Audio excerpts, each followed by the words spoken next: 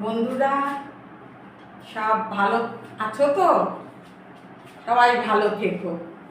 তো আর কালকে মেয়ে জামাই আমার নাতনি, আমার টুকটুকি, ছোট্ট টুকটুকি, ওরা এসছিল ষষ্ঠীতে।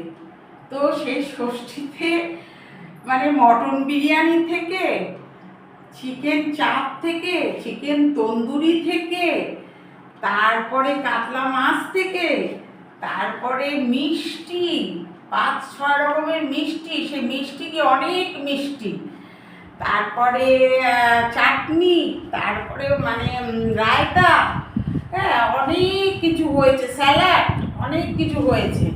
তো আজকে এই জন্য দিদি একদম সাদামাটা করেছে, প্রচুর খাবার ফ্রিজে রয়ে গেছে।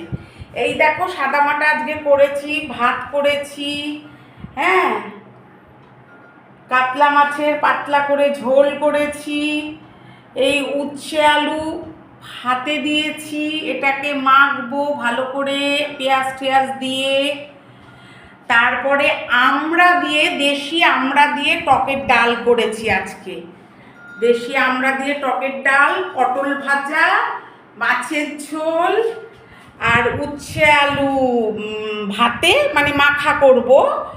আর এই দেখো মিষ্টি, ফ্রিজ ভর্তি আমার খাবার রয়েছে। আর এই যে দেখো ফল, হ্যাঁ এই সাদামাটা আজকে খাবার দিদি তৈরি করেছে। তো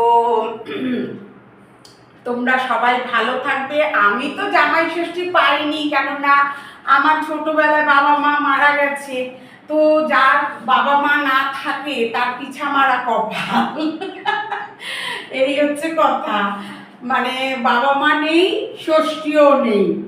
তো দুঃখের কথা আর কি বলবো। যাই হোক, আমরা মানে নিজেরাই ষষ্ঠী পালন করি এবং খুব, আর এখন মেয়ে জামাই আমার টুকটুকি এসছে, ওই জন্য যতদিন আমরা বাঁচবো ততদিন আমরা ষষ্ঠী করে যাব। তার কারণ যে কষ্টটা আমি পেয়েছি আমার মেয়ে যেন, জামাই নাতনি যেন না পায়।